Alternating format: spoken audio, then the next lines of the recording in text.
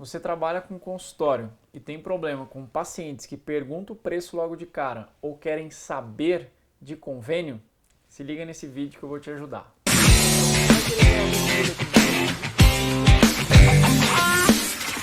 Toda semana eu faço uma reunião com a minha secretária, tá? E a gente vai discutindo estratégias, quebras de objeções para alguns problemas recorrentes. E o campeão de todos é justamente o paciente que pergunta o preço logo de cara, sem querer saber nada, e o paciente que pergunta sobre convênio. No caso, como eu só atendo pacientes particulares, essa é uma objeção bastante grande.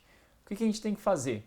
Independente dos casos, desses dois casos, a gente tem que trabalhar geração de valor antes da gente passar o preço, tá?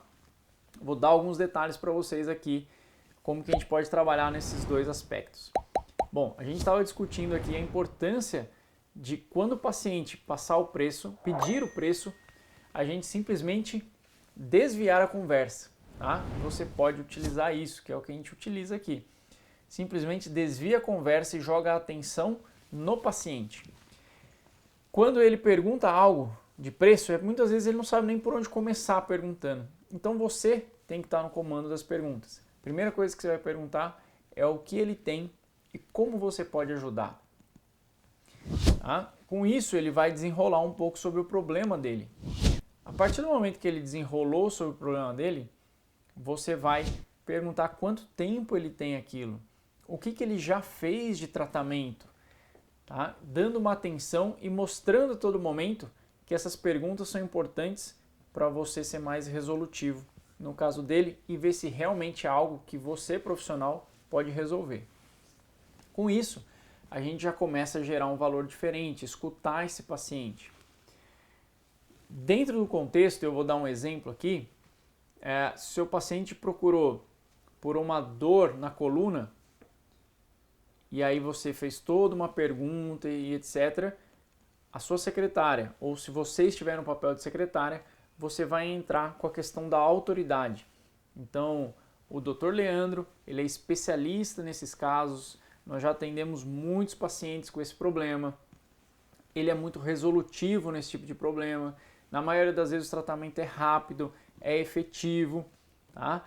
E com isso, a gente pode estar marcando uma avaliação para ele poder fazer uma avaliação detalhada, entender a real causa do seu problema e ser efetivo para você não ficar, mais uma vez, passando por médicos, passando por fisioterapeutas, passando por profissionais que não resolveram o seu problema. Então, com isso, a gente gera uma autoridade e a partir daí, depois que a gente agendou o paciente, na maioria das vezes, é que a gente passa o preço para ele. Em alguns momentos, vale a pena, dependendo do ticket que você cobra, da região que você está, ter uma avaliação com um preço mais barato. E aí você consegue fazer com que esse paciente venha ao consultório para depois você vender o seu tratamento. Tá? No caso de convênio, também a gente tem que fazer o mesmo desenrolar, só que tem um detalhe mais importante. É questionar o paciente que tipo de tratamento que ele já fez e se nesse tratamento você perceber ou você pergunta se passou por pacientes, por profissionais de convênio, tá?